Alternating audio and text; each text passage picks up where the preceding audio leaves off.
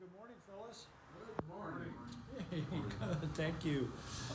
Here we are. We're in our study in John's Gospel, and I'm not going to say, not going to make any comments. Let's go right to the text. We're in chapter 4. We introduced chapter 4 last week, and I'd like for us to do a rather long segment to get the whole story of Jesus' interaction with the woman at the well. So if we could, if you have your Bibles, let's go ahead and read John chapter 4, verses 5 through 42. So he came to a city of Samaria called Sychar, near the parcel of ground that Jacob gave to his son Joseph. And Jacob's well was there. So Jesus, being wearied from his journey, was sitting thus by the well. It was about the 6th hour. There came a woman of Samaria to draw water. Jesus said to her, "Give me a drink." For his disciples had gone away to the city to buy food. Therefore the Samaritan woman said to him, "How is it that you, being a Jew, ask me for a drink, since I am a Samaritan woman?" For Jews have no dealings with Samaritans. Jesus answered and said to her, "If you knew the gift of God, and who it is who says to you, 'Give me a drink,' you would have asked him, and he would have given you living water." She said to him, "Sir, you have nothing to draw with, and the well is deep. Where then do you get that living water? You are not greater than our father Jacob, are you, who gave us the well and drank of it himself and his sons and his cattle?" Jesus answered and said to her, "Everyone who drinks of this water will thirst again. But whoever drinks of the water that I will give him shall never thirst. But the water that I will give him will become in him a well of water springing up to eternal life." The woman said to him, "Sir, give me this water so that I won't get thirsty and have to keep coming here to draw water." He said to her, "Go, call your husband and come back." "I have no husband," she replied. Jesus said to her, "You are right when you say you have no husband. The fact is that you have just had 5 husbands, and the man you now have is not your husband. What you have just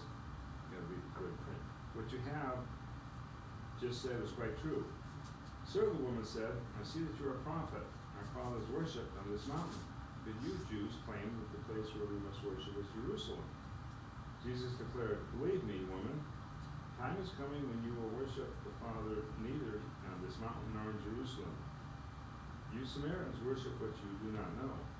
We worship what we do know, for salvation is from the Jews. Yet a time is coming when it has now come, when the true worshippers will worship the Father in spirit and in truth, for they are the kind of worship that the Father seeks.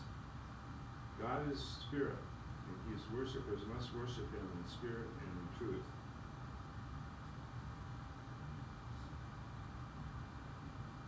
Verse 25, anyone? The woman said, "I know that Messiah, called Christ, is coming. When he comes, he will explain everything to us." Then Jesus declared, "I, the one speaking to you, I am he." How far are we going? Well, let's go ahead and go to 42. Okay. Just kind of an overview. Just then his disciples returned and were surprised to find him talking with a woman. But no one asked, "What do you want?" or "Why are you talking with her?" Then leaving her water jar, the woman went back to town and said to the people, "Come, see a man who told me everything I ever did. Could this be the Messiah?" They came out of the town and made their way toward him. Meanwhile his disciples urged him, "Rabbi, eat something." But he said to them, "I have food to eat that you know nothing about." Then his disciples said to each other, "Could someone have brought him food?" "My food," said Jesus, "is to do the will of him who sent me and to finish his work. Don't you have a saying, 'It's still 4 months until harvest'? I tell you, open your eyes and look at the fields. They are ripe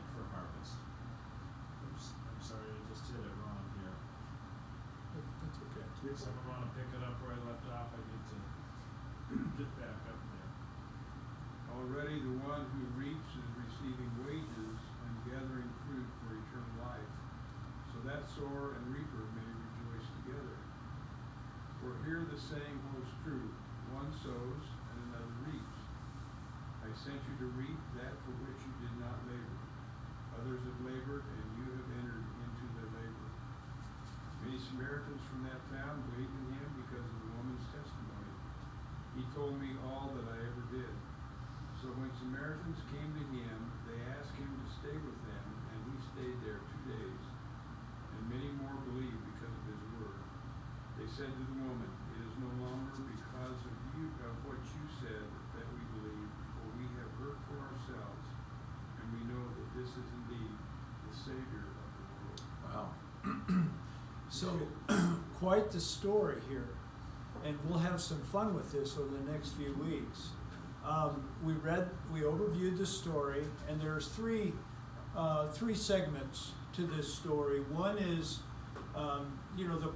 the core of the story, where Jesus is interacting with this woman by this well, and that's verses 5 through 26. And then, during the course of that interaction, the disciples come back from town with the food, and that's 27 through 38. And then during the course of the conversation, this woman comes to belief, and she goes back and naturally testifies to those in her hometown, and then of course that is what is at the end of the story, verses 39 through 42, where we have the aftermath of this story and the effect of what this interaction, Jesus coming to town, has on the locals there in her hometown. So we're going to look at that over the course of the next few weeks.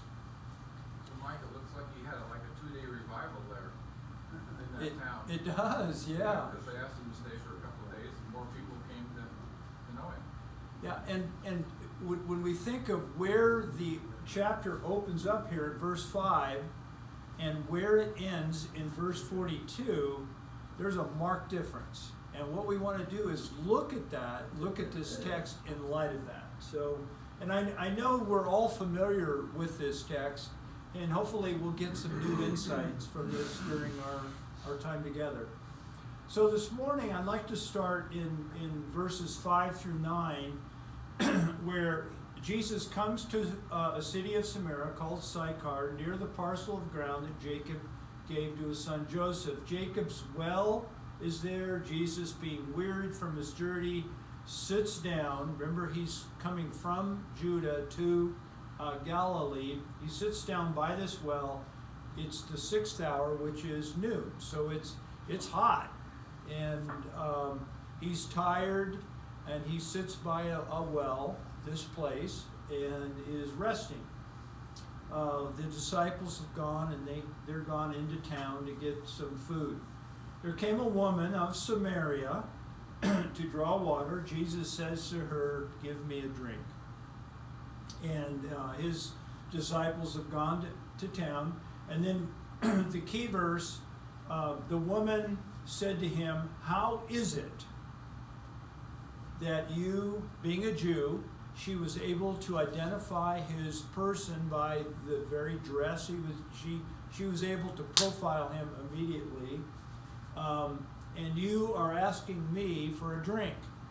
And then the apostle writes in there this descriptive clause to bring clarity to his audience at that time, that he wrote it.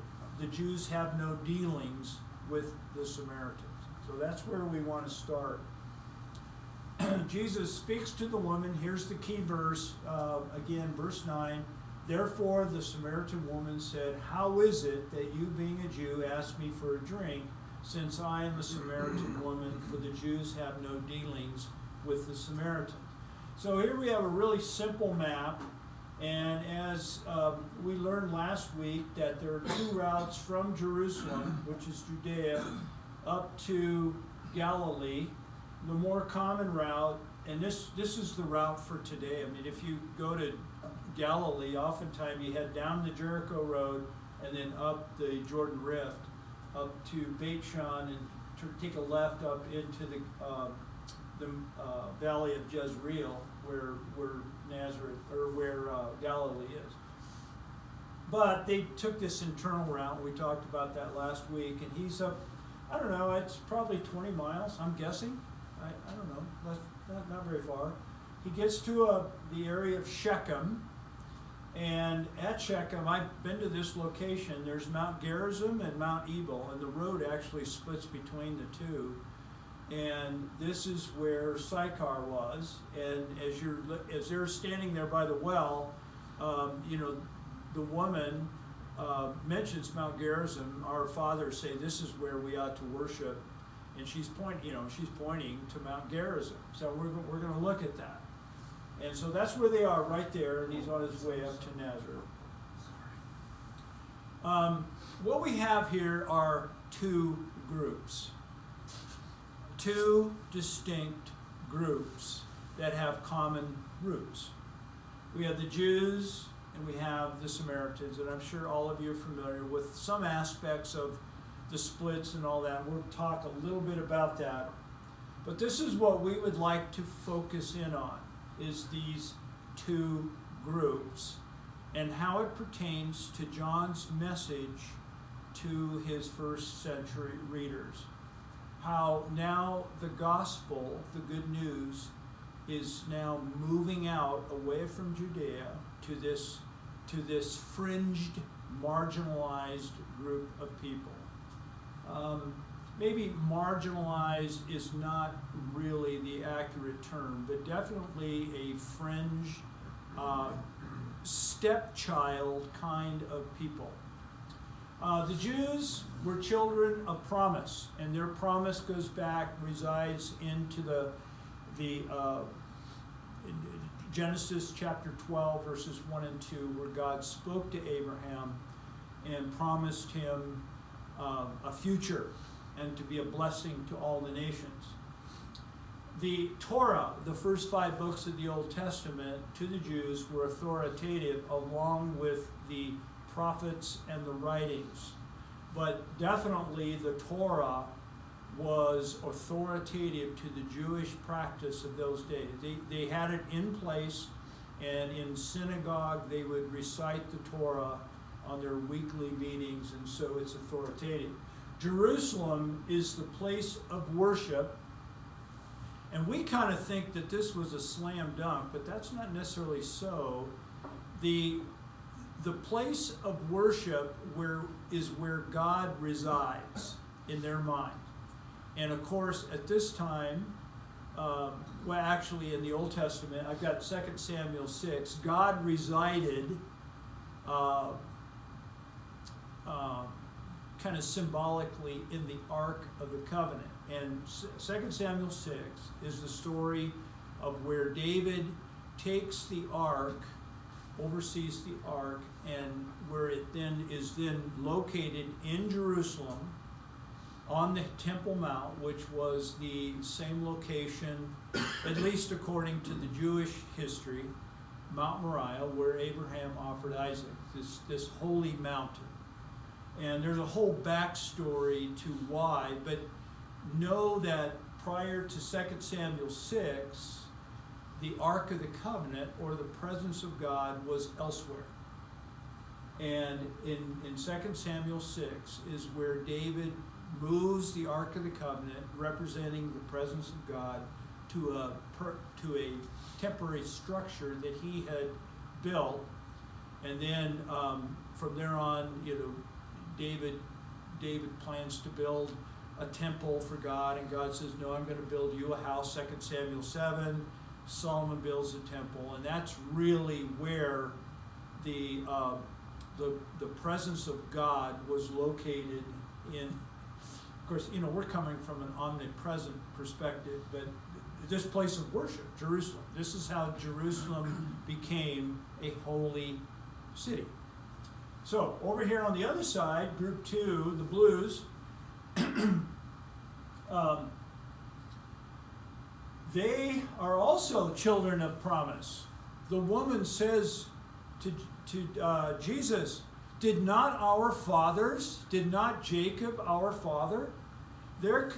They are connected to the same promise. They see themselves as the children of promise. Secondly, the Torah, and exclusively the Torah, was authoritative to the Samaritans. And then in their frame of thinking, it is not Jerusalem, the place of worship, it is Mount Gerizim. And if someone could turn to Deuteronomy 11:29 and read that, I think 29, and then read to the end of that section. I think it's 29 to 31 or 32.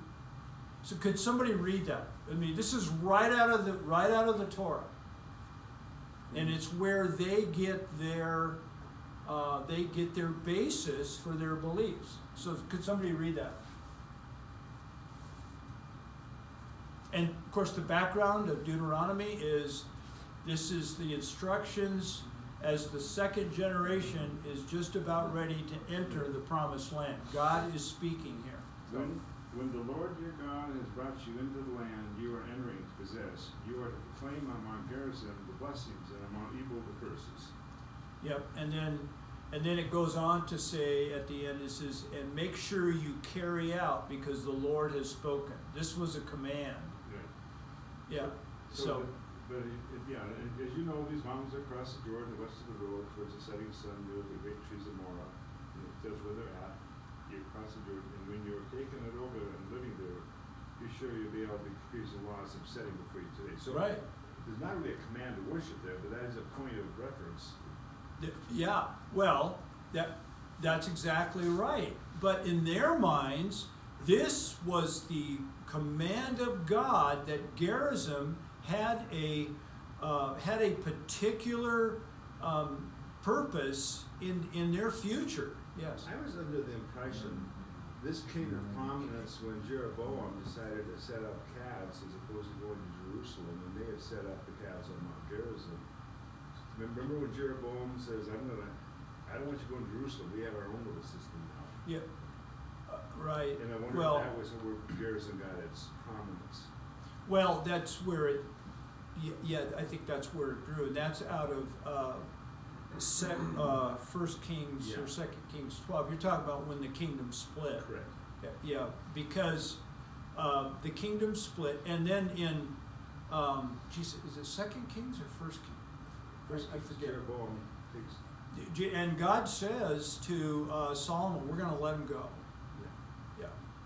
And so it's like God endorses this split. And then the next chapter is where Rehoboam's got this, he's the new king, son of Solomon. And, Rehoboam and Jeroboam. And Jeroboam splits. And Rehoboam had the opportunity to bring the kingdom back together again. But he didn't listen, the story goes, he didn't listen to the elders' advice, but he says, we're going to tax you people through the nose. It's taxation without representation is what caused, and another nation at another time was born because of this same issue. And the kingdom split, and that's how the 10 tribes formed what eventually became, the Samaritan people. But Jeroboam didn't want them going back to Jerusalem to worship, so he set up his own system. Yeah. And I don't know if that's when he set it up on the mountain. Yeah. I don't know if he set it on Gerizim, but I'm not sure if that has with his. Well, they eventually built a temple. Because what I want you to see is you and I, in our minds, we tend to side with the Jews. In Jerusalem is the holy city. But guys, these folks here have biblical basis for what they did. Just like every Christian group in Christendom today have biblical basis for what they do. These people are related from the same groups from the same roots, but have become two separate groups, and they're all looking at the same authoritative information in order to justify what they're doing. That's what we want. That's what we want to look at here. And you have a red group, and you have a blue group. Now, from the Jews' perspective, red is right, and blue is wrong. Okay? Not only that, but from the Jewish perspective, red is safe. Because you're part of me. And the blue is dangerous. In fact, so much so is why the Jews would actually go around Samaria in order to get to Galilee, thus the Jordan Rift route, because red is safe and blue is dangerous. Don't mix with the Samaritans. And then thirdly, red is in and blue is, you guessed it, out. Okay, do you see what's happening? Now, conversely, we look at now the blue group, and now blue is right and red is wrong. Our people say that this mountain is where we ought to worship. That's where God is, not in Jerusalem. And then it just continue. Blue is safe, and red is dangerous. And then lastly, blue is in. Do you see a problem here? Okay, red is out. They were viewed from the Jews as stepchild, but from their perspective, they're in the will of God. Now, they built a temple in Samaria. The Samaria, not at this location. Samaria is a little bit west, but eventually they built a temple there. And it was destroyed by the Jews in about the 2nd century BC. So they're, she is thinking, you guys destroyed our temple. And they're saying, and she's profiling Jesus as a Jew that say, you guys are wrong. And we don't talk to each other. Now, I assume the Samaritans were some of the residual of Israel that didn't get exported to Syria. Well, yeah, the way the Samaritans got their name is that there was an interbreeding of the Assyrian people that came to occupy during after the fall of Samaria in 721 BC. So there was this interbreeding kind of thing. But I don't think it was any different than when they returned from Babylon. Well, I was going to say, they never left after that. I mean, there was that, but the Jews were exported. And when they came back, they resisted them. They resisted the temple and everything. They were not happy the Jews returned from Babylon. So the conflict is old. Yeah, and it's very complex, and it transcends what we can talk about. But what I want us to see is that we got two groups here, two very diverse groups, and they both view each other as wrong, dangerous, and out. So, thus, the reds only see the red, and the blues only see the blue. And what that causes is a split. And what we're seeing is there's growing separation within the jungle. Again, remember, we're viewing the gospel as this jungle, or the context for Jesus' ministry is that the backdrop is he's in the jungle now. And one aspect of the jungle is this idea of separation. And this illustrates the human propensity to polarize. Some things never change. You got one over here and you got one over here. This polarization. Now, To us, it's commonplace. We are so familiar with this idea in all kinds of contexts. But if we stop for a moment and think about this, what could have been the grounds for dialogue and growing understanding? You know, why is it that there couldn't have been dialogue and say, okay, we're looking at the same texts. Why, you know, we think Mount Gerizim is the place. You think it's here. Let's talk about this idea and let's come together. That is so far out of our way of thinking, but why couldn't have been? This opportunity for dialogue and coming together because we're family became a means, a basis for polarization. Okay? And what I'd like for us to do, we've got a few minutes, why at our groups, in our table time, is why do we as human beings tend towards polarization? Okay, do you see my point? Did it have to be that way? But it is that way. And you guys have identified with there's polarization. We are now in a culture here in America where we're becoming more and more polarized. And what has been your experience? Why do we do this, and why do we keep doing this?